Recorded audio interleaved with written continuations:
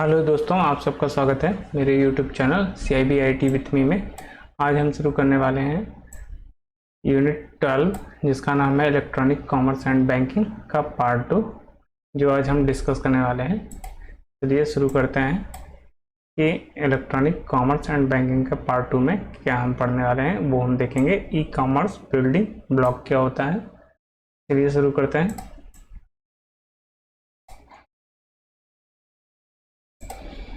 The activities and functions of electronic commerce require certain basic building blocks। जब भी हम कोई ई कॉमर्स बिजनेस शुरू करते हैं तो उसके लिए हमें कुछ बिल्डिंग ब्लॉक्स की ज़रूरत पड़ती है, उसी के बारे में यहाँ बता के है। चलिए देखते हैं क्या क्या होता है बिल्डिंग ब्लॉक्स। अगर हमें कोई ई कॉमर्स बिजनेस होगा तो उसके लिए हमें क्या क्या चीज़ों की रिक्वायरमेंट होगी, वही हम इसमें देखने वाले हैं। तो क्या क्या है बेसिक बिल्डिंग ब्लॉक्स क्या होते हैं? Unstructured informations. जैसे हम कोई भी बिजनेस करते हैं तो जो इन्फॉर्मेशंस हमारे पास पहले होती है वो अनस्ट्रक्चर्ड फॉर्म में होती है। जैसे रिपोर्ट्स, इन्वेंट्री की रिपोर्ट्स हो गई, फ्री फॉर्म्स टेक्स्ट हो गए, कौन कौन से इन्फॉर्मेशन चाहिए हमें उसके लिए, वॉइस हो गई एंड वीडियोज़ हो गए, वो सब अनस्ट्रक्चर्ड इन्फॉर्मेशंस में आते हैं। फिर स्ट्रक्चर्ड इन्फॉर्मेशंस में क्या आते हैं? EDI, electronic data interchange, messages हो गए, इलेक्ट्रॉनिक फॉर्म्स हो गए, कॉन्ट्रैक्ट्स हो गए एंड कॉन्ट्रैक्ट रूल्स हो गए, डिज़ाइन स्पेसिफिकेशंस। जैसे अमेजन पे है, फ्लिपकार्ट है, तो अगर वो वहाँ पर जो कोई ई कॉमर्स होता है तो वो स्ट्रक्चर्ड इन्फॉर्मेशंस के अंतर्गत आता है। उसमें हमारे पास इलेक्ट्रॉनिक फॉर्म्स भी होंगे, उसके बीच में मर्चेंट और जो सप्लायर्स होगा उसके बीच में कॉन्ट्रैक्ट्स होगा, कस्टमर्स के बीच में भी एक कॉन्ट्रैक्ट होगा, कॉन्ट्रैक्ट्स के कुछ रूल होंगे, कुछ डिज़ाइन स्पेसिफिकेशंस होगा, कुछ स्टैंडर्ड्स फॉर्म्स हो गए, तो वो सारे स्ट्रक्चर्ड इंफॉर्मेशंस में आते हैं। फिर अकाउंट्स भी होता है, उसमें अकाउंट्स के डेटाबेस भी चाहिए हमें।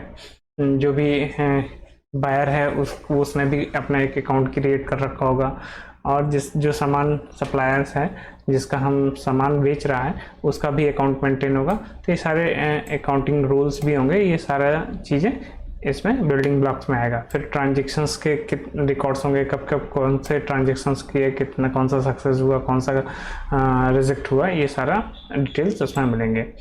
फिर एजेंट्स एंड ब्रोकर्स की डिटेल्स भी होगी, इंफॉर्मेशन फिल्टर्स होंगे, ट्रांसलेटर्स, ट्रस्टेड थर्ड पार्टीज होंगे, ये सारी चीज़ें उसमें बिल्डिंग ब्लॉक्स में ई कॉमर्स के लिए यूज़ होंगी। फिर और क्या होगा? एजेंट्स फॉर सेल्स होंगे, जो ऑब्जेक्ट्स फॉर सेल होंगे, क्या क्या होंगे, जैसे मूवीज़, वीडियोस, वो भी ऐसा करता है कि उसका 2 सेकंड, 3 सेकंड्स का, 5 सेकंड का, 10 सेकंड्स का कुछ वीडियोस होंगे। सॉफ्टवेयर्स ऑब्जेक्ट्स भी होंगे, कॉन्ट्रैक्ट्स होंगे, इन्फॉर्मेशंस, डॉक्यूमेंट्स होंगे, ये सारे डिटेल्स भी सेल्स के उसमें होंगे। उसकी डिटेल्स, स्पेसिफिकेशंस क्या होंगी, उसका इन्फॉर्मेशंस, उसके बारे में टेक्निकल इन्फॉर्मेशंस होंगे, कैसा कॉन्ट्रैक्ट रहेगा, वारंटी कैसी रहेगी, सारा उसमें होगा। फिर डिसीजन सपोर्ट्स मॉडल्स होंगे एंड सिमुलेशंस होंगे कि डिसीजंस वो लेना सही है कि नहीं है, रिव्यू कैसा होगा, ये सारा चीज़ उसमें देखा जाएगा। सिमुलेशंस उसका फीचर्स में कैसा यूज़ होगा, ये सारी चीज़ें इसके बिल्डिंग ब्लॉक्स में आएंगे। फिर आगे लिखा हुआ है, these building blocks can be best described as a class of digital objects. तो इनको कैसे डिफाइन किया जाएगा? एक डिजिटल ऑब्जेक्ट्स के फॉर्म में डिफाइन किया जाएगा। अब a digital object is an ordered sequence of bits associated with a handle or unique identifications that can be represent a collections of operations and information structured attributes। तो ये हमारा जितना भी क्लासेस होंगे, जब कोई भी बिल्डिंग ब्लॉक्स होगा तो उसको एक डिजिटल ऑब्जेक्ट्स के फॉर्म में किया जाएगा। अब डिजिटल ऑब्जेक्ट क्या होगा? ये तो एक ऑर्डर्ड सीक्वेंस होगा। डिजिटल ऑब्जेक्ट ऑर्डर्ड सीक्वेंस होगा किसका? Bits associated with handles, unique identifications, उसका कोई ना कोई आइडेंटिफिकेशंस कोड्स होंगे, that can be represent a collections of operations, जिसके अंदर कई सारे कलेक्शंस ऑफ ऑपरेशंस होंगे। जैसे उसका बिहेवियर्स क्या है, वो किस लिए यूज होगा, उसका इंफॉर्मेशन स्ट्रक्चर्स क्या होंगे, उसके एट्रीब्यूट्स क्या क्या होंगे, उसके क्या क्या फीचर्स होंगे। And where an object class represent a collections of object that share a common sets of rates and behaviours. जब भी कभी भी कॉमन सेट ऑफ रेट्स और बिहेवियर्स उसके शेयर किए जाएंगे किस में? डिजिटल ऑब्जेक्ट्स में।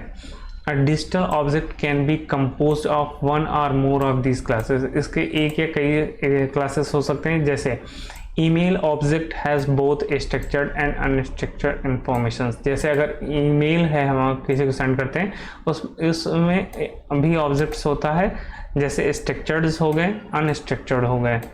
जब आप उसको एक फॉर्मल रूप में फॉर्मल ईमेल्स प्रेजेंट करेंगे तो वो स्ट्रक्चर्ड हो गया, और विदाउट फॉर्मल होगा तो वो अनस्ट्रक्चर्ड इंफॉर्मेशन हो गया। फिर आगे देखते हैं, digital objects are particularly useful because they are associated with real objects. अब डिजिटल ऑब्जेक्ट जो है एक जैसा रियल ऑब्जेक्ट्स होता है उसी से एसोसिएटेड होता है। जैसे contract making them easy to understand. जैसे हम कोई भी बिजनेस करते हैं तो क्या करते हैं, म्यूचुअली अंडरस्टैंडिंग होती है। जब हम उसे कॉन्ट्रैक्ट के फॉर्म में रिप्रेजेंट कर देते हैं तो वो एक रियल ऑब्जेक्ट की तरह रिप्रेजेंट करता है।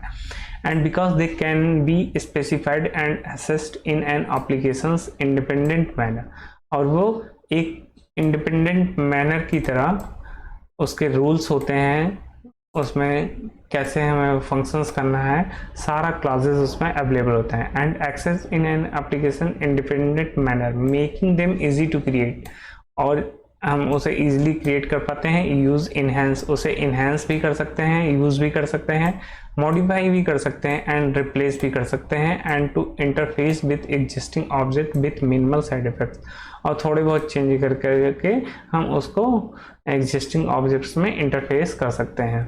अब जैसे कई सारे एग्रीमेंट थे जब कोविड नहीं आया था तो ऐसा कोई उसमें क्लॉज नहीं था कि फोर्स मेजर का क्लॉज हो या कोई ऐसी दैविदी आपदा आ जाए, तो वो कई सारे कॉन्ट्रैक्ट में नहीं था। लेकिन आने के बाद लोगों को रियलाइज हुआ तो वो अब कॉन्ट्रैक्ट में उसको भी ऐड करने लगे। फिर आगे देखते हैं, electronic commerce activities can be specified in terms of the interaction between real object. E commerce क्या होता है, एक हम जो इलेक्ट्रॉनिक कॉमर्स करते हैं तो हमें उसको फील कराना होता है कि हम रियल ऑब्जेक्ट्स के इंटरेक्शंस कर रहे हैं। जैसे ट्रांजैक्टिंग पार्टीज, रियल ऑब्जेक्ट क्या है, दो पार्टीज होती हैं जिसके बीच में ट्रांजेक्शन्स होता है। एंड डिजिटल ऑब्जेक्ट्स, और डिजिटल ऑब्जेक्ट्स हो गए जैसे हमारा मोबाइल हो गया, अगर हम मोबाइल के थ्रू कर रहे हैं, या सॉफ्टवेयर एजेंट्स हो गया, या हमारा लैपटॉप हो गया, तो इन दोनों को बीच में रियल इंटरेक्शंस कराते हैं जैसे रियल ऑब्जेक्ट हो। And electronic commerce architectures can be defined in terms of how these object classes are defined. Example क्या है, देयर एट्रीब्यूट्स एंड बिहेवियर्स, उसका ऑब्जेक्ट क्लास का भी एक एट्रीब्यूट्स और बिहेवियर डिस्क्राइब करेगा। How the objects interact with one another, और एक ऑब्जेक्ट दूसरे ऑब्जेक्ट से कैसे इंटरेक्ट करेगा ये भी देखा जाता है। And electronic commerce transactions can also be implemented as an interacting network of this objects. जो इलेक्ट्रॉनिक कॉमर्स ट्रांजेक्शंस जब भी होगा तो उसको कैसे इम्प्लीमेंट किया जाएगा, जैसे ये इंटरेक्टिंग नेटवर्क ऑफ, जैसे ये हम आपस में एक दो पार्टीज इंटरेक्ट करते हैं, बिल्कुल उसी तरीके से रियल ऑब्जेक्ट की तरीके से उसमें ई कॉमर्स में करने की कोशिश की जाएगी। Where each object can be dynamically selected as a function of the specific situation। जैसे किसी पर्टिकुलर सिचुएशंस में क्या उसके स्पेसिफिक क्या फंक्शंस करना चाहिए वो भी इसमें सिलेक्टेड होगा। अब देखते हैं some key digital objects for electronic commerce are listed below. क्या क्या इसके की ऑब्जेक्टिव्स हैं डिजिटल ऑब्जेक्ट्स के, वो देखते हैं। कॉन्ट्रैक्ट्स, जैसे example of contracts including the followings. जब भी कोई कॉन्ट्रैक्ट होगा पार्टीज के बीच में तो उसमें क्या क्या होगा, ऑर्डर्स के बारे में होगा, उसके ऑर्डर्स कैसे लिए जाएंगे, चेक्स के थ्रू होगा, पेमेंट्स बिल होगा, लोन एग्रीमेंट्स होगा, ट्रेजरी बिल्स हो सकते हैं, एंड बॉन्ड्स हो सकते हैं। एलसी हो सकता है, letter of credit, account agreement हो सकता है, या रिसिप्ट्स हो सकते हैं, इलेक्ट्रॉनिक्स मनी हो सकते हैं, इलेक्ट्रॉनिक चेक्स हो सकते हैं, इलेक्ट्रॉनिक टोकन्स हो सकते हैं। ये सारे कॉन्ट्रैक्ट्स में इंक्लूड किए जा सकते हैं।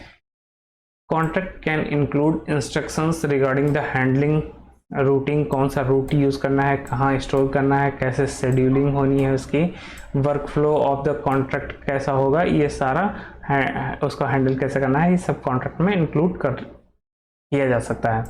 कॉन्ट्रैक्ट्स कैन बी निगोशिएटेड, इसको निगोशिएशन भी हो सकता है। इसके जैसे कॉन्ट्रैक्ट दो पार्टी के बीच में है तो उसके प्राइस को लेके या किसी टॉपिक के ऊपर निगोशिएशन हो सकता है। इंक्लूडिंग प्राइस को भी इसमें शामिल किया जा सकता है निगोशिएशंस में, तो वो निगोशिएशंस में प्राइस के हिसाब से भी कर सकते हैं। टर्म्स ऑफ एग्रीमेंट या पेमेंट कैसे करना है उसमें भी निगोशिएशन हो सकता है। पेनाल्टीज क्या रहेंगी उसमें भी निगोशिएशंस कर सकते हैं। नेसेसरी डॉक्यूमेंटेशंस, कौन कौन से डॉक्यूमेंट्स लगने और क्रेडिट चेक्स क्या हो सकते हैं, या रिक्वायर्ड इंश्योरेंस ज़रूरत है कि नहीं है, एंड कोलेट्रल और मार्जिन लेना है कि नहीं लेना है, वो भी सब इसमें निगोशिएट किया जा सकता है। दे कैन बी रिटन, ये रिटन भी हो सकता है, साइन कॉपी भी चलेगी, रीड भी हो सकता है, एंड अमेंडेड भी हो सकता है, बीच में संशोधन भी किया जा सकता है। इन मेनी इंस्टेंसेस कई बार ऐसा होता है contract can also be bought, sold and exchange, इसको थर्ड पार्टी को खरीदा जा सकता है, बेचा जा सकता है या एक्सचेंज किया जा सकता है। इन मेनी केसेस, कई सारे केसेस में क्या होता है, for example in the case of electronic cash, electronic cashes में क्या हो सकता है, contracts should not be able to altered, electronic cash के फॉर्म में जब होगा कॉन्ट्रैक्ट क्रिएट होगा तो इसको अल्टर नहीं किया जा सकता, रिप्रोड्यूस नहीं किया जा सकता या कॉपी नहीं किया जा सकता।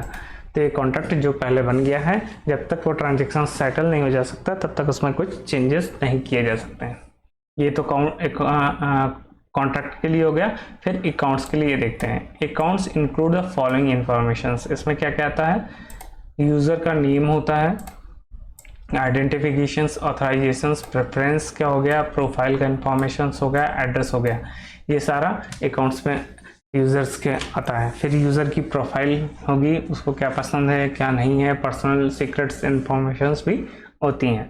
जैसे हम यूज़र प्रोफाइल क्रिएट करते हैं तो हमारा teachers name, old schools names, इस तरह के क्वेश्चंस पूछे जा सकते हैं, कहते हैं क्या डिसलाइक है क्या लाइक है, फेवरेट कलर्स, इस तरह के जो इन्फॉर्मेशंस होती हैं वो यूज़र प्रोफाइल में सेव होती हैं। फिर आउटस्टैंडिंग्स हो गया, क्रेडिट्स कितने हैं, डेबिट्स कैसे हैं, बैलेंस उसका क्या है, टैक्स कंप्यूटेशंस क्या है, ये भी उसका सेव किया जा सकता है। रिसीवेबल्स, क्रेडिट कितने हैं, पेबल एंड डेबिट क्या है, लिमिट उसकी क्या है, ये सारा चीज़ें भी अकाउंट्स में कंसिडर की जाती हैं। फिर आगे देखते हैं। Accounts can be opened, closed, linked, updated, blocked, stopped or attached। Accounts या तो खोला भी जा सकता है, बंद भी किया जा सकता है, किसी में लिंक भी किया जा सकता है, अपडेट भी किया जा सकता है, ब्लॉक भी किया जा सकता है, स्टॉप और अटैच भी किया जा सकता है। They can receive deposit receive कर सकते हैं, डेबिट कर सकते हैं, विड्रॉल कर सकते हैं, एंड एसेट ट्रांसफर भी कर सकते हैं। Also accounts and account information such as account balance can be verified, account में कितना बैलेंस है वो भी वेरीफाई किया जा सकता है। इसमें ये सब हम ई कॉमर्स के ब्लॉक्स में पढ़ रहे हैं।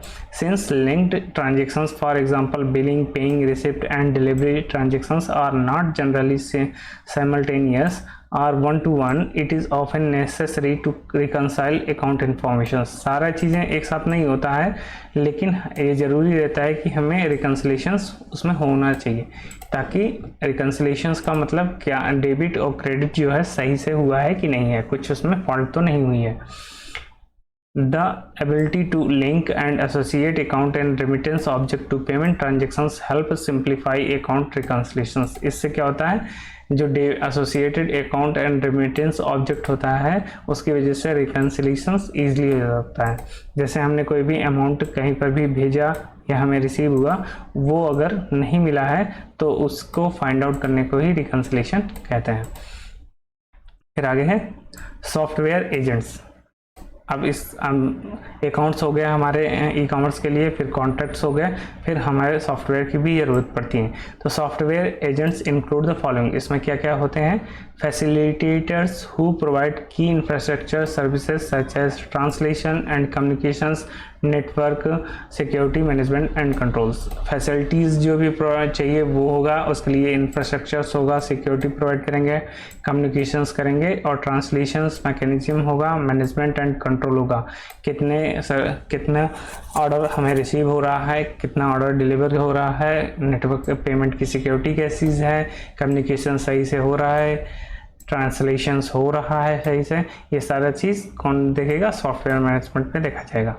फिर informations filters and interpreters translators, जो हमारी इंफॉर्मेशंस है वो सही से फिल्टर्स हो रही है कि नहीं, जो बायर है वो जो भी इंफॉर्मेशन सर्च कर रहा है उस हिसाब से आ रही है कि नहीं, उसका इंटरप्रेटर सही हो रहा है कि नहीं, ट्रांसलेटर सही हो रहा है कि नहीं, ये सारा चीज़ सॉफ्टवेयर का पार्ट हो जाएगा। फिर trusted third parties and witness escrow agents, ये सारा चीज़ भी वही हैंडल करता है। ब्रोकर्स अगर कोई होगा, वर्क फ्लो होगा, managers, expert adviser and negotiator, ये सारा चीज़ भी सॉफ्टवेयर का ही पार्ट होगा। फिर एपीआई इंटरफेस भी इसी में आता है। इंफ्रास्ट्रक्चर्स, एपीआई को हम बोलते हैं शॉर्ट का फॉर्म है एपीआई, फुल फॉर्म होता है application programming interface and information exchange protocols are needed for digital object operations and infrastructure service. जो एपीआई होता है वो यूज़ होता है इंफॉर्मेशन एक्सचेंज प्रोटोकॉल्स के रूप में when needed for digital object operations. जब भी हम कोई डिजिटल ट्रांजेक्शन्स करेंगे तो उस केस में हमें इसका यूज़ करना पड़ता है। चलिए, ये एपीआई जो है हमारा 14th जो चैप्टर है उसमें है, मैं अभी आपको बता देता हूँ, थोड़ा सा आप समझ लीजिए। जैसे ये एक प्रोग्रामिंग है, ये एक आपका हार्डवेयर है, या समझिए कि एक ये बैंक का अकाउंट है, समझ लीजिए ऐसे बैंक का आपका अकाउंट है। तो बैंक का डेटाबेस क्या हो गया, ये समझिए फ्लिपकार्ट का हो गया, फ्लिपकार्ट का ये अकाउंट हो गया, इनका डेटाबेस हो गया। अब आपकी बैंक की इंफॉर्मेशन से आपको पेमेंट करना है तो इसको कैसे फेच करेगा, तो इसके लिए एपीआई यूज़ होगा, एपीआई एप्लीकेशन प्रोग्रामिंग इंटरफेस। इसका मतलब जब दो डिफरेंट तरीके के हार्डवेयर के बीच में या दो तरीके के सॉफ्टवेयर्स के बीच में कम्युनिकेशंस प्रोवाइड कराना है तो उसके लिए दोनों कैसे बात करेंगे, डिफरेंट इन्वायरमेंट में है तो एपीआई के थ्रू होगा। एपीआई कॉल करेगा इसका बैंक का, इसको कॉल किया ऑर्डर्स का, इसका पेमेंट के लिए आया, फिर यहाँ से इसका रिस्पॉन्स किया।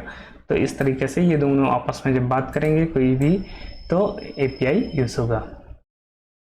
फिर आगे देखते हैं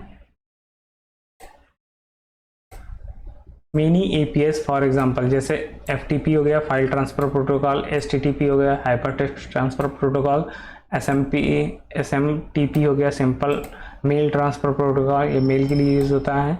ये आपका जो वेब सर्वर्स होता है, वेब ब्राउज़र से जो भी डेटा जाता है ये इसके लिए होता है। कोई भी फाइल ट्रांसफ़र करते हैं तो ये यूज़ होता है। फिर कोई वीडियो करते हैं मल्टीमीडिया इंफॉर्मेशन एक्सचेंज तो MIME होता है। Already exist additional API specially needed as interface between electronic commerce object and infrastructure service. ये इन सब में API का यूज़ होता है, ये बता रहा है। फिर आगे देखते हैं ई बैंकिंग। ई बैंकिंग क्या होता है, जैसे हमने ई कॉमर्स देखा, इलेक्ट्रॉनिक कॉमर्स मतलब ऐसा बिजनेस इलेक्ट्रॉनिकली करना, उसी तरह से बैंकिंग हम इलेक्ट्रॉनिकली करेंगे तो उसे हम ई बैंकिंग बोलते हैं। देखते हैं क्या दिया हुआ है इसमें। E banking is nothing but e business in banking industry. जैसे हम ई बिजनेस करते हैं उसी तरीके से अगर हम बैंकिंग इंडस्ट्री में हम बिजनेस करेंगे तो वो ई बैंकिंग कहलाता है। It may also be referred as a internet banking. इसको हम इंटरनेट बैंकिंग भी कह सकते हैं। As we move into the new millennium, the internet will become a major platform for all financial, banking and commercial transactions। चूँकि internet का use बढ़ रहा है दिन पर दिन, तो जो हमारे फाइनेंशियल और बैंकिंग ट्रांजेक्शन्स हैं वो भी बढ़ रहे हैं। In the present scenario to position oneself in internet banking ask the followings. Internet banking में क्या क्या चीज़ें होती हैं वो हम ऐसे क्वेश्चन से कर सकते हैं, जान सकते हैं।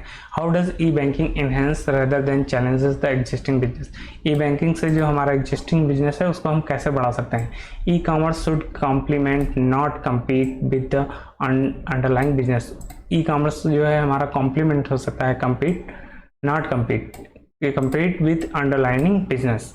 फिर आगे देखते हैं विच कस्टमर्स, किस कस्टमर को हम फोकस कर सकते हैं। रिटेल को भी कर सकते हैं, कॉर्पोरेट को कस्टमर्स को भी कर सकते हैं, कमर्शियल कस्टमर्स को भी कर सकते हैं। Would benefited the most from e banking services. इसमें से कौन से कस्टमर्स हैं जो ई बैंकिंग सर्विसेज ज़्यादा यूज़ कर सकते हैं। That is solution should be tailored to the specified need of की कस्टमर्स। ये कैसे हम डिसाइड कर सकते हैं कस्टमर्स का की क्या है, कस्टमर्स को कौन सा नीड है उसके हिसाब से कर सकते हैं।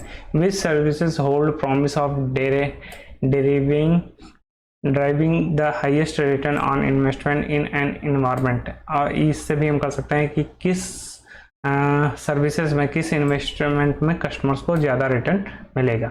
What provision have been made for developing and delivering other non banking financial services over time. जैसे ब्रोकरेज हो गया, इंश्योरेंस हो गया, लैंडिंग हो गया, इन सब से भी हमें ये पता चल सकता है कि कौन सा प्रोविजंस है जिसके जो डेवलपिंग और डिलीवरिंग हो सकती है नॉन बैंकिंग फाइनेंशियल सर्विसेज में। The approaches for e banking, e banking के कौन कौन से अप्रोच हैं वो हम जानेंगे। Developing a sound business case to chart your e business investment. E business में एक चार्ट बनाना है जिसमें किस में इन्वेस्टमेंट हम कर सकते हैं। Review the internal process, internal जो हमारा प्रोसेस है हम उसकी समीक्षा कर सकते हैं, उसके सिक्योरिटी कंट्रोल प्रोटोकॉल्स और support of A business strategy को भी दे सकते हैं। फिर deliver a working pilot service, हम एक पायलट सर्विस हम वर्किंग पायलट सर्विस डिलीवर कर सकते हैं। फिर इम्प्लीमेंट योर चूजन सॉल्यूशंस, जो हमने सॉल्यूशंस उसके लिए चूज़ किया उसको हम फुल्ली इंटीग्रेटेड बिजनेस में हम इम्प्लीमेंट कर सकते हैं। ये हमारा तरीका है ई बैंकिंग के लिए। सबसे पहला हमारा स्टेप्स क्या होगा, आपने ई इन्वेस्टमेंट, ई बिजनेस के लिए कहाँ कहाँ हम इन्वेस्टमेंट कर सकते हैं, कौन कौन से एरिया है वहाँ हम फाइंड आउट करेंगे। फिर हम रिव्यू करेंगे कि हमारा इंटरनल प्रोसेस कैसा है, उसका सिक्योरिटी कैसे रहेंगे ई बिजनेस से जुड़ेगी। फिर उसका पायलट प्रोजेक्ट की तरह बना के उसको इम्प्लीमेंट करेंगे। फिर जब उसका सॉल्यूशंस फुल्ली इंटीग्रेटेड बाद में उसको इम्प्लीमेंट कर देंगे अगर सक्सेस रहा तो। फिर अगला पार्ट है मोबाइल पेमेंट। देखते हैं मोबाइल पेमेंट क्या होता है। ये डेली हम यूज़ करते हैं, मोबाइल से पेमेंट करते हैं, वही है mobile payment. Mobile payment also known as mobile money, इसको हम मोबाइल मनी भी कहते हैं, मोबाइल मनी ट्रांसफ़र भी कहते हैं एंड मोबाइल वॉलेट के भी नाम से जानते हैं। Refers to financial regulated payment services perform from or through a mobile device. जब हम फाइनेंशियल रेगुलेटेड पेमेंट करते हैं मोबाइल डिवाइसेस से तो हम उसे मोबाइल पेमेंट के नाम से जानते हैं। Consumer can use mobile phone to pay for a variety of services and digital और hard goods instead of cash, cheque और क्रेडिट कार्ड। जब हम क्रेडिट कार्ड या चेक या कैश के बजाय हम डिजिटल फॉर्म में पेमेंट करते हैं गुड्स के लिए मोबाइल से, तो उसे हम मोबाइल पेमेंट कहते हैं। Mobile payment is used in A variety of ways all over the world. ये कई वैरायटी में यूज़ होते हैं पूरे वर्ल्ड्स में। These payment networks are often used for micro payments. ये माइक्रो पेमेंट्स के लिए यूज़ होते हैं, मतलब बहुत ज़्यादा बड़े पेमेंट के लिए नहीं, छोटे छोटे पेमेंट्स के लिए यूज़ होते हैं। देखते हैं इसमें और क्या क्या है। मोबाइल पेमेंट मॉडल्स कौन कौन से हैं वो देखते हैं। There are 4 primary models for mobile payments. इसके 4 प्राइमरी मॉडल्स हैं, ये याद रखिएगा, क्वेश्चन यहाँ से बनेगा। Bank centric model, operator centric model, collaborative model and independent service provider model. ये 4 मॉडल्स हैं, इनके नाम याद रखिएगा, नाम ही इसका आएगा, इस चारों का नाम दे देगा, एक दे देगा, वो पूछ लेगा इसमें से कौन सा नहीं। इस तरीके के क्वेश्चंस बनेंगे। अब देखते हैं वन बाय वन बैंक ये सारे मॉडल्स क्या क्या होते हैं। In bank or operator centric model, bank centric model और ऑपरेटिंग सेंट्रल मॉडल दोनों में क्या होता है, a bank or the operator is a central node. Bank या ऑपरेटर जो भी होगा वही मेन पर्सन होगा, central node for the model, वो मॉडल के लिए सेंट्रल नोड होगा। वो मैनेज क्या करेगा, the transactions and distributing the property right.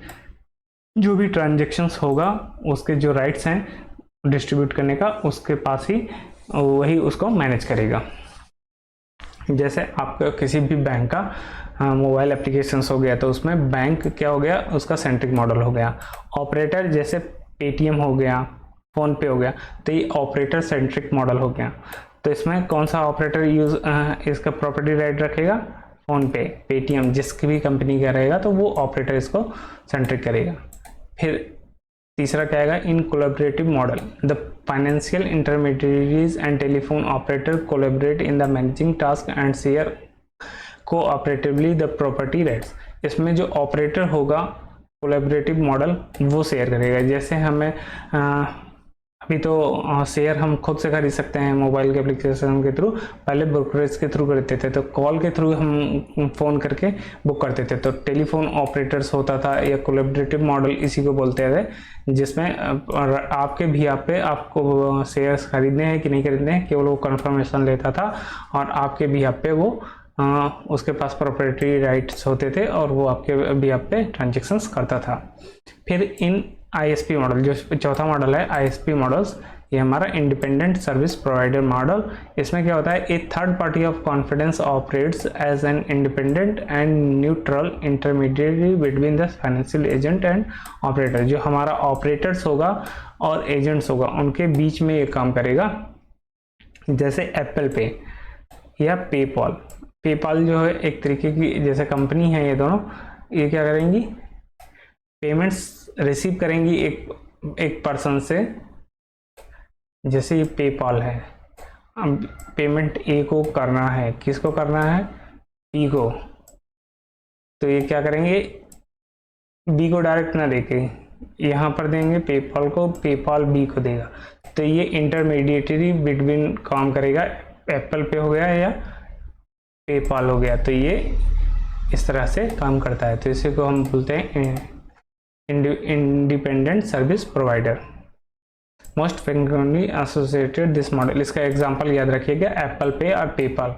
तो क्वेश्चंस में आएगा ऐसा, वो एक क्वेश्चंस बन जाएगा, इंडिपेंडेंट सर्विस प्रोवाइडर्स मॉडल्स का एग्जांपल है, सारे नाम दे देगा, फ़ोन पे, ये पे, एप्पल पे, पेपाल। तो इसमें से आपका एक ही नाम देगा, या तो एप्पल पे देगा या एप्पल पे एंड पेपाल एक साथ दे देगा, फ़ोन पे, पेटीएम, ऐसा करके गूगल पे, ये सब डाल के दे देगा। कौन सा इसमें से है, तो आंसर होगा आपका एप्पल पे and PayPal.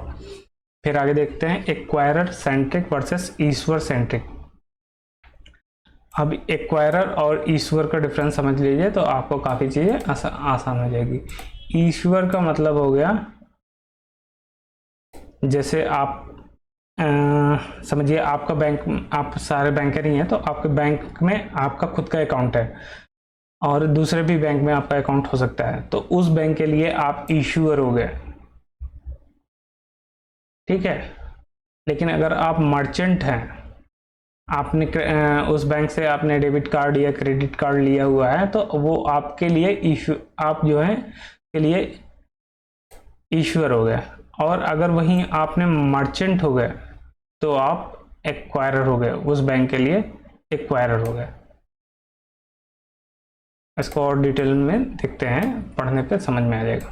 In the acquirer centric model the merchant, acquirer जब भी आएगा तो मर्चेंट की कहानी आ जाएगी। The merchant and his agent are in charge handling the interactions between the interactions with the mobile devices. तो इस केस में क्या होगा, मर्चेंट आ जाएगा। जैसे अगर पॉस मशीन आपने देखा होगा, पॉइंट ऑफ सेल, तो उसमें कौन से आ जाएगा, POS, मर्चेंट के पास होगी, मर्चेंट इसको रखेगा पॉस मशीन को, बैंक से इसने लिया है सपोज करिए बैंक ए से, तो ठीक है, तो ये ए के लिए क्या है, ये एक्वायरर है। आप आए बी, ठीक है, आपने, आपके पास डेबिट कार्ड या क्रेडिट कार्ड है सी बैंक का, तो आप ये सी के लिए इश्यूअर हो गए, आपने ट्रांजेक्शन यहाँ किया, सक्सेस हुआ, तो एक्वायरी बिजनेस किसका है, ए का, ईश्वर किसका है, सी का, समझ में आया। और आप सी जो है, बी जो है सी के लिए कस्टमर है, और ये एम मर्चेंट है। ये आपको समझ में आ गया होगा। फिर आगे देखते हैं, इसमें कौन होगा, एक्वायर सेंट्रिक मॉडल में मेन फंक्शन क्या होगा, मर्चेंट और एजेंट का होगा। फिर इसी तरह ईश्वर सेंट्रिक मॉडल में क्या होगा, कस्टमर्स का रोल आएगा। Customer and his agent are in charge of handling the interactions between the mobile devices while the merchant may be totally unaware mobile nature of the payment. इसमें नहीं पता होगा, जैसे आपने पॉस मशीन है, POS machine पे आपने transactions किया, दो तरीके से ट्रांजेक्शन्स होते हैं, कैसे, ATM डेबिट कार्ड के थ्रू होता है या आप QR के थ्रू। जब आप QR के थ्रू करेंगे तो आपका ये किसकी तरफ आ जाएगा, ईश्वर सेंट्रिक मॉडल में आ जाएगा, क्योंकि उसमें mobile nature of the payment इसको मर्चेंट को पता नहीं होगा। लेकिन जब क्रेडिट कार्ड डेबिट कार्ड के थ्रू करेंगे तो किस फॉर्म में आ जाएंगे, आप एक्वायरर सेंट्रिक मॉडल में आ जाएंगे। फिर आगे देखते हैं bank centric versus MNO, mobile network operator centric model. अब बैंक देखते हैं इसमें, in a bank dominated mobile payment model the bank handles the mobile payment while the MNO provides only the air connections between the user and bank. MNO क्या हो गया, mobile network operator हो गया। जैसे आप बैंक सेंट्रिक मॉडल में क्या हो गया, बैंक का जैसे बैंक ए है तो ए का खुद का एक मोबाइल एप्लीकेशन होगा, अगर आप उसको यूज़ कर रहे हैं तो बैंक इसमें फीचर्स में आएगा। और उस ट्रांजेक्शन्स को करने के लिए आपने किसी न किसी नेटवर्क को यूज़ किया होगा, जैसे जिस कंपनी का आप सिम यूज़ कर रहे हैं उसका नेटवर्क आपने यूज़ किया, तो मोबाइल नेटवर्क ऑपरेटर। तो वही यहाँ कह रहा है डोमिनेटेड मोबाइल पेमेंट मॉडल उस बैंक का होगा। The bank handles the mobile payment while the MNO provides only the air connections between the user and the bank. तो MNO प्रोवाइड करेगा यूजर आप हो गए और बैंक आपकी हो गई जिसका आप एप्लीकेशंस यूज कर रहे हैं, उन दोनों के बीच में MNO प्रोवाइड करेगा कम्युनिकेशंस वाली। फिर in the MNO dominated model the MNO is doing the billing either on the prepaid user account और later on phone bill for their post paid users. अब जैसे अगर आपने प्रीपेड यूजर पेमेंट किया, जैसे आपने NFC कार्ड होता है, नियर फील्ड कम्युनिकेशंस, जैसे मेट्रो का कार्ड्स हो गया, तो उसमें आपने क्या किया है, पहले प्रीपेड कर रखा है अब, तो उस केस में प्रीपेड यूज़र हो गए। अगर फ़ोन बिल आएगा, जैसे बिल आएगा तो पोस्ट पेड के, जब बाद में आएगा तो पोस्ट पेड आएगा। In some cases revenue sharing agreement with the multiple MNO exist in order to broaden the customers base.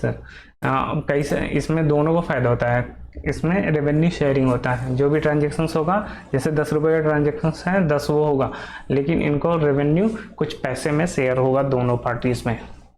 Although the above models dominate existing mobile payment efforts in market, another type of model known as the composite model, where the main business partners एक अलग models होता है जिसको हम बोलते हैं composite model। इसमें क्या होता है, main business partners cooperate usually on a revenue sharing basis is on a rise. This model has country-wide acceptance and cooperations among several partners from different domains. इसमें एक बंदा और आ जाएगा, जैसे सपोज करिए ये बैंक है, ठीक है, ये वीज़ा का कार्ड है या मास्टर का है। फिर आपको पता ही होगा जितने भी कार्ड ट्रांजेक्शन्स होते हैं विदाउट NPCI के नहीं होते हैं, ठीक है, ये NPCI होगा। जब भी जितने भी कार्ड्स पेमेंट्स होंगे वीज़ा मास्टर्स के, तो ये रेवेन्यू शेयरिंग मॉडल्स में होंगे। तो जब भी ये ट्रांजेक्शन्स हो रहा है तो NPCI क्या करेगा, रेवेन्यू शेयरिंग करेगा। इसमें से कुछ पैसे इसको मिलेंगे, कुछ पैसे बैंक को मिलेंगे, ठीक है, कुछ पैसे जिस बैंक का ये कार्ड होगा, बैंक C, उसको भी मिलेंगे। तो इस तरह से ये रेवेन्यू होगा, पैसे रेवेन्यू शेयरिंग मॉडल होगा। तो इसी को हम बोलते हैं कंपोजिट मॉडल। जितने पार्टी इन्वॉल्व होंगे पैसे सारे में सबके में मिलेंगे। फिर आगे देखते हैं difference between mobile payments and mobile banking. क्या है इसमें, the major difference between mobile banking and mobile payment is the total absenteeism of the bank account. दोनों में क्या है, एक में बैंक अकाउंट होगा, एक में नहीं होगा। देखते हैं कैसे। इन मोबाइल बैंकिंग और internet banking money can be transferred only when the account number of the पेई इज नोन बिफोर हैंड। अब मोबाइल बैंकिंग के केस में जो है मोबाइल बैंकिंग इंटरनेट बैंकिंग में अकाउंट नंबर की ज़रूरत पड़ती है। द अकाउंट ऑफ द पेई हैज़ टू बी रजिस्टर्ड। जो अमाउंट पे कर रहा है उसका अकाउंट रजिस्टर्ड होना चाहिए with the pair and only then can fund transfer happens. जैसे आप मोबाइल बैंकिंग यूज़ कर रहे हैं तो आपका अकाउंट उस बैंक में होना चाहिए और वो मोबाइल बैंकिंग में रजिस्टर्ड होगा, तभी वो हैपन होगा। जबकि in mobile payments the account number is masked from being public. अब मोबाइल पेमेंट जैसे आप फ़ोन पे या पेटीएम इंस्टॉल कर लेते हैं तो उसमें आपका जो अकाउंट नंबर है वो मास्क्ड होगा। One need not know the account number of the person to transfer money. इसमें पैसे ट्रांसफर करने के लिए अकाउंट नंबर की ज़रूरत नहीं होगा। This opens up a range of possibilities from buying tickets to paying auto fare or both which would not. जैसे आपको टिकट बाई करना है या ऑटो का फेयर करना है तो दोनों को आपको नंबर जानने की ज़रूरत नहीं है। Not have been feasible and आप अकाउंट मोबाइल नंबर के थ्रू कर सकते हैं डायरेक्ट या UPI ID के थ्रू कर सकते हैं। तो ये तरह क्या हो गया, ये हो गया मोबाइल पेमेंट, मोबाइल बैंकिंग। अलग हो गया और ये हो गया मोबाइल पेमेंट। फिर अगला देखते हैं मोबाइल पेमेंट मेथड्स कौन कौन से हैं। The long term goal of mobile payment is to integrate all legacy payment those possible with cash, bank transfers, credit cards etc। अब जैसे कई पहले होते थे cash, bank transfer, credit cards, ये सारे चले गए। And provide an alternative that use the different channel. अब इसका एक अल्टरनेटिव मेथड्स आ गए जिसको हम कहते हैं मोबाइल पेमेंट मेथड्स, जो होमोजेनियस वे में होते हैं। There are several mobile payment systems and approaches currently powered by different concept and technologies। इसके कई कई हैं, वो देखते हैं। The types of payment based on locations can be categorized, जैसे remote transactions, एक जगह से दूसरे जगह पे। Here transactions are conducted independent of the users locations। एक A लोकेशंस पे, एक B लोकेशंस पे, तो लोकेशंस का कोई मतलब नहीं है। इंडिपेंडेंट लोकेशंस पे हम पैसे भेज सकते हैं। Example includes prepaid top up service, हम किसी भी टॉपअप कर सकते हैं किसी भी अकाउंट में। डिलीवरी ऑफ डिजिटल सर्विसेज कर सकते हैं, डिजिटल कैश कर सकते हैं। इस सब में रिमोट ट्रांजेक्शन्स हो गया। फिर प्रॉक्सिमिटी या local transactions, the transactions in which mobile device communicates locally via Bluetooth. जैसे हम ब्लूटूथ के थ्रू कर रहे हैं या आरएफ रेडियो फ्रिक्वेंसी के थ्रू कर रहे हैं, तो वो यहाँ लोकल ट्रांजेक्शन में आएगा। जैसे हम मेट्रो कार्ड, जब कार्ड हम उसके ऊपर टैप करेंगे तभी होगा, तो ये यहाँ लोकल ट्रांजेक्शन्स में आएगा। और रिमोट ट्रांजेक्शन्स में हम भारत के एक कोने से दूसरे कोने में अगर हम पैसे भेज रहे हैं तो उसके लिए रिमोट ट्रांजेक्शन्स हो गया, उसके लिए लोकेशंस की ज़रूरत नहीं पड़ेगी। फिर the types of payment based on value, जब वैल्यू के हिसाब से भी ट्रांजेक्शन्स के पार्ट, पेमेंट्स के पार्ट होते हैं, जैसे micro payment, mini payment and macro payment. ये सारे इंपॉर्टेंट्स हैं, ये दोनों इंपॉर्टेंट हो गया, रिमोट ट्रांजेक्शन्स और लोकल ट्रांजेक्शन्स। फिर अगला इंपॉर्टेंट टॉपिक इसमें है माइक्रो पेमेंट। पेमेंट कितने तरीके के हैं। माइक्रो पेमेंट इसमें आपको याद रखना है लोएस्ट वैल्यू के लिए यूज होता है जब $2 के नीचे होगा, अप टू $2 तक। तो micro payments are expected to boost mobile commerce as well as pay per view click charge skimmers. तो इसमें जितने भी ट्रांजेक्शन्स हो गए उसको इसने बूस्ट किया है। स्मॉल जैसे 10 रुपये का पेमेंट करना है, 20 रुपये का करना है, 15 रुपये करना है, इस तरीके के जो पेमेंट्स हो गए वो माइक्रो पेमेंट्स में आ गए। अब मिनी पेमेंट्स में आएगा $2 से लेके $20 तक, ठीक है। और मैक्रो पेमेंट्स में कितना आएगा, $20 के ऊपर, ठीक। ये तीन, ये बस कैटेगरी याद रखिएगा। इसमें क्वेश्चन ऐसे भी बन सकते हैं कि वो एक एग्जांपल दे देगा कि स्टडीज इतने डॉलर खर्चा कर रहा है, इतने का पेमेंट कर रहा है, तो ये कौन सा पेमेंट आएगा, माइक्रो आएगा, मिनी आएगा, मैक्रो आएगा, इस तरीके का नाम दे देगा। The types of payment based on charging methods include post paid and prepaid. अब जैसे हम पोस्ट दोनों तरीके से होता है, पोस्ट पेड, प्रीपेड है। हम जैसे हमारे यहाँ मोबाइल अगर लगा हुआ है, हम जो मोबाइल में अभी अपना यूज़ करते हैं वो हमारा प्रीपेड है, और पोस्ट पेड होगा जिसमें महीने के अंत में बिल आएगा। तो बिल्कुल उसी तरीके से हो गया। Pre payment for mobile micro payment generate some revenue. Pre payments for mobile micro payments, जो प्री पेमेंट्स होगा उसमें रेवेन्यू जनरेट होगा। एंड प्रोसेसिंग कॉस्ट डिक्रीज होता जाएगा as the number of transaction increase. जितने इन ट्रांजेक्शन इंक्रीज होंगे processing charge बढ़ता जाएगा। A third party can act as a micro payment aggregator reducing the payment processing and network traffic generated by numerous small value। Network traffic generate होगा क्योंकि कई सारे small value transactions हो रहे हैं। Some of the mobile payment operators in India, जैसे mobile payment operators हमारे India में कौन कौन से हैं, PhonePe, Google Pay, Paytm, MobiKwik, Citrus, YONO, SBI Citi, Masterpass and ICICI Pockets. इसका एग्जाम्पल याद रखिएगा कि ये सारे मोबाइल पेमेंट ऑपरेटर्स हैं, ये सारे नाम दे देगा, इसमें से पूछेगा कौन सा नहीं है।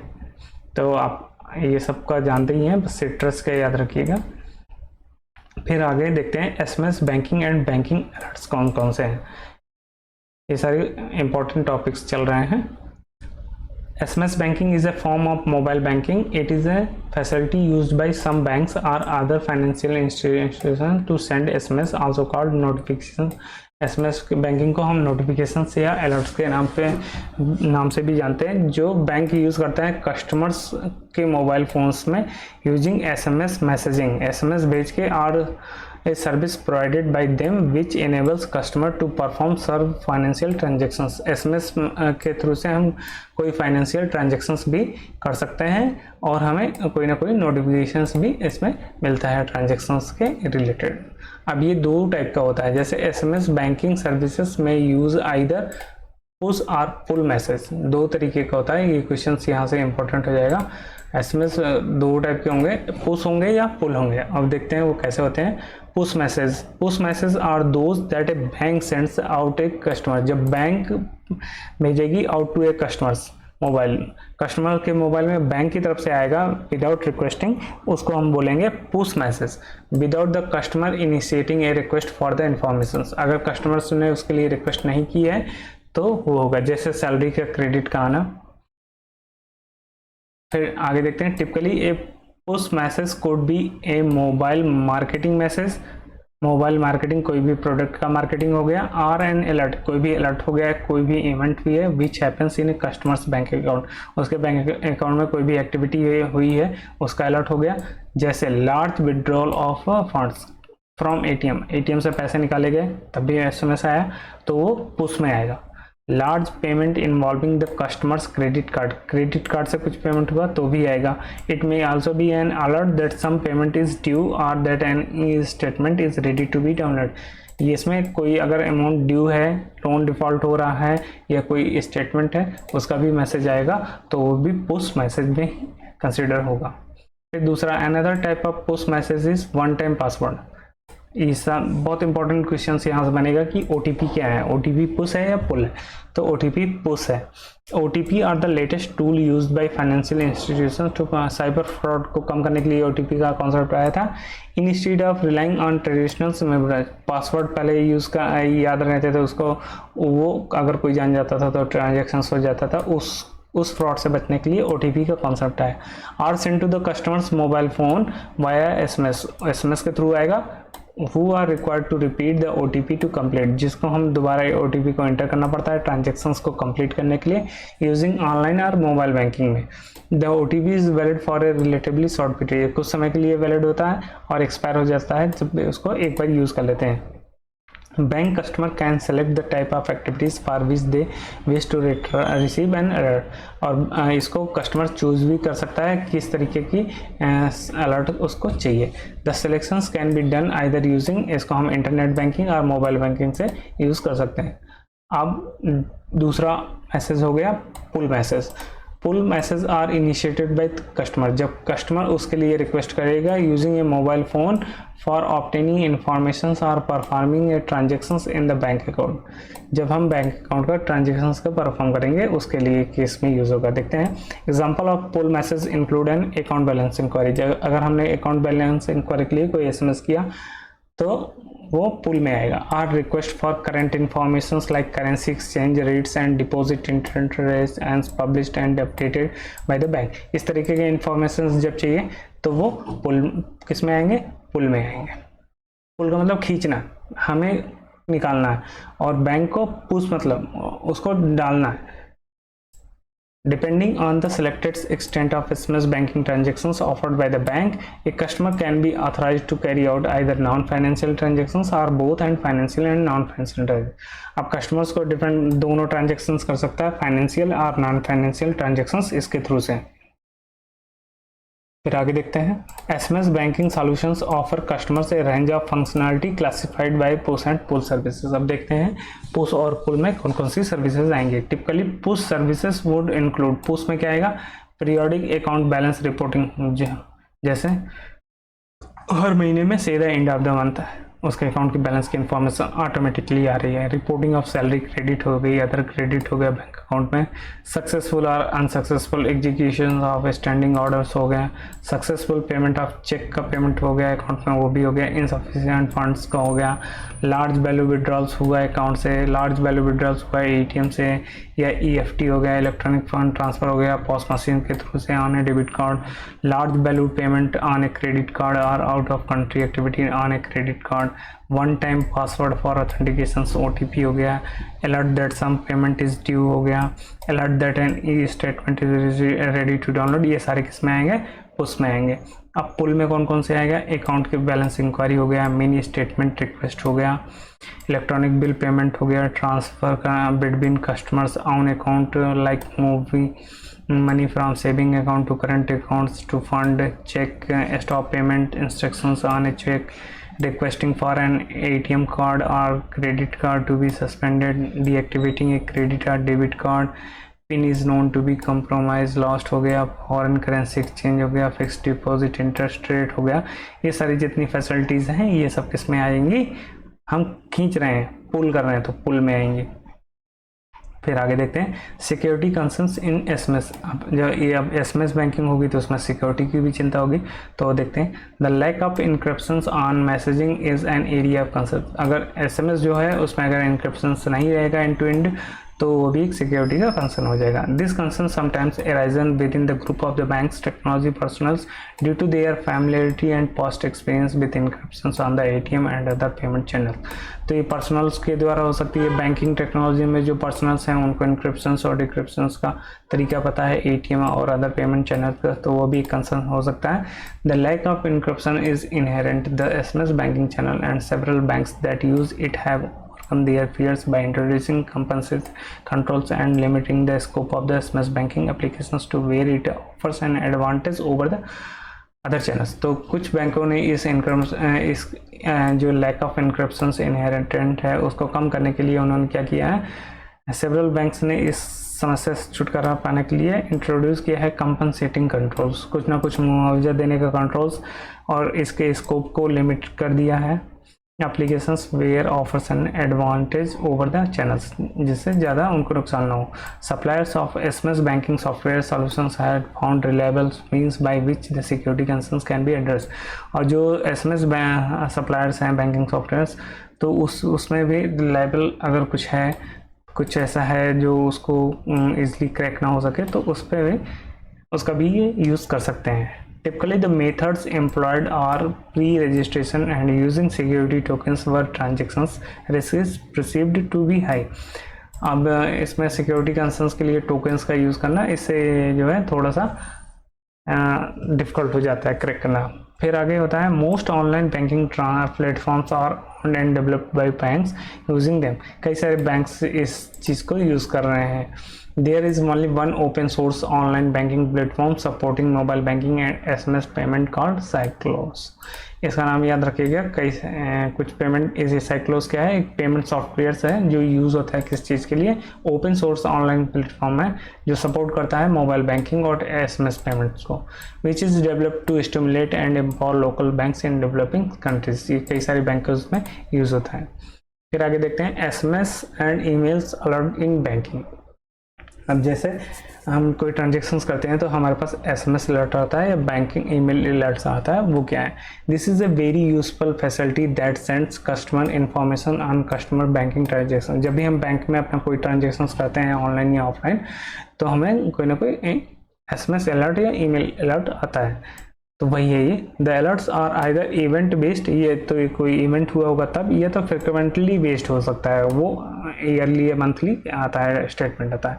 When registered for certain alerts they are send to customers either SMS or email or both. या तो आपको एसएमएस आएगा या ईमेल आएगा या दोनों आएगा। Some alerts are made mandatory by regulatory whereas for others the customers may choose. कुछ जो स्टेट में ये इस तरह के अलर्ट्स हैं वो आरबीआई ने मैंडेटरी कर रखे हैं और कुछ कस्टमर्स के रिक्वायरमेंट पे हैं। Some banks send email service for monthly account statement in encrypted PDF format which can be open using a password. कई सारे बैंक्स जो है मंथली अकाउंट स्टेटमेंट भेजते हैं ईमेल्स पे, जो कैसे ओपन हो सकती है, केवल पासवर्ड के थ्रू हो सकती है। फिर आगे देखते हैं difference between banking alert and SMS banking. जो बैंकिंग के अलर्ट्स हैं और एसएमएस बैंकिंग है उसके बीच में डिफरेंस क्या है? Customers will receive SMS and or banking alert when there have been transactions performed on customer account। अब SMS अलर्ट या बैंकिंग अलर्ट कब आएगा? जब कोई ट्रांजेक्शन्स परफॉर्म होगा उसके अकाउंट में। SMS banking is services that allows customers to inquire and receive information on customer saving or current accounts and credit card information via short text message। अब इसमें कह रहा है कि एसएमएस बैंकिंग जो है वो कस्टमर्स यूज़ करता है जब कोई इन्फॉर्मेशन इंक्वायर करना होगा या सेविंग की या करंट अकाउंट की और क्रेडिट रिलेटेड, तो शॉर्ट टेक्स्ट मैसेजिंग के थ्रू कर सकता है। बैंकिंग अलर्ट्स और नोटिफिकेशन, जब बैंकिंग अलर्ट होगा तो ट्रांजेक्शनल एक्टिविटीज़ और कस्टमर्स का अकाउंट्स, बैंक अकाउंट में कोई ट्रांजेक्शन होगा तो उसका अलर्ट आएगा।